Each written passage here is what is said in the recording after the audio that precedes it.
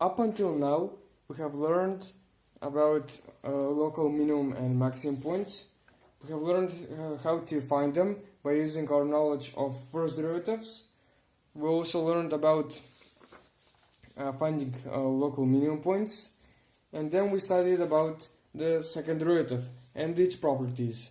And also then we studied about inflection points and about concavity of functions. Today we're going to study of how to find local minimum and maximum points by using the second derivative, and also by using our knowledge of local minimum and maximum points, and also of critical points. But first of all, I would like to make something clear. First of all, we're going to talk about again the concavity of functions, and I just wanted to note that it is not important if a function is concave up or concave down, and that the concavity of a function is not an indicator whether the function on that particular interval is increasing or decreasing. For instance, we can have something like this.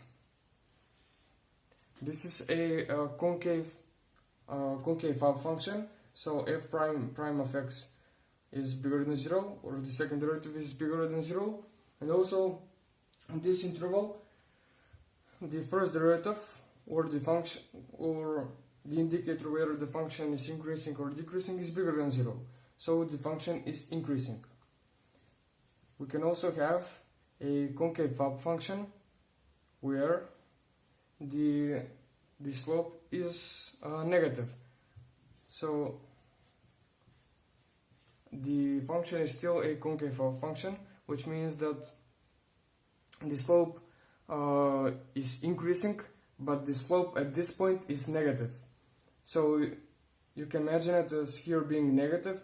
It becomes even less and less negative until it becomes 0. So the slope is negative, but the slope is increasing. Or you can imagine it as becoming less and less negative. We can also say that for concave down functions. For instance, in this function we know that the second derivative is smaller than 0, but the first derivative, since this is a increasing function, will be bigger than 0. Okay, and one more example. For instance, if we have a function something like this, this is still a concave down function, but here the slope is negative, so this is a decreasing function, so the first derivative is smaller than 0. Okay, now let's go into the second derivative test.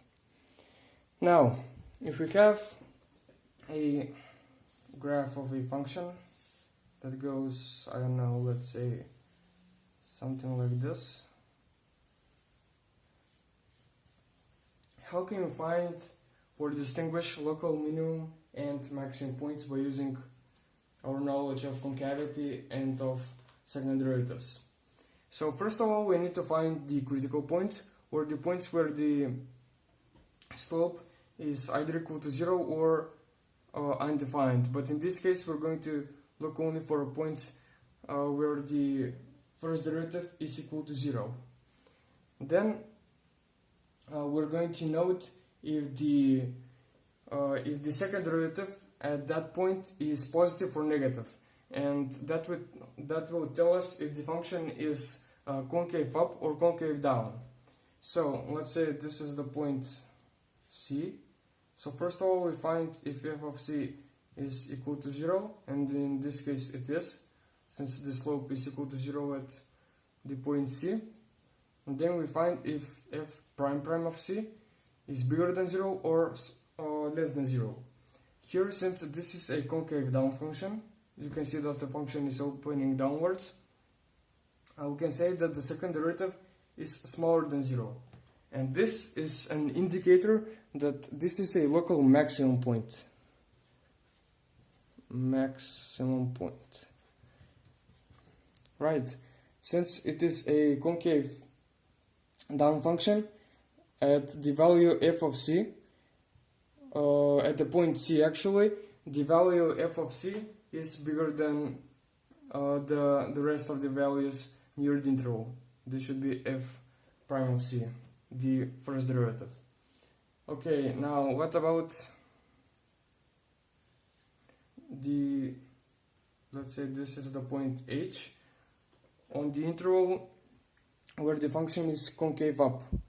Well, we'll check if at point f of h the first derivative is equal to 0, and in this case it is, and we'll check if the second derivative is positive or negative.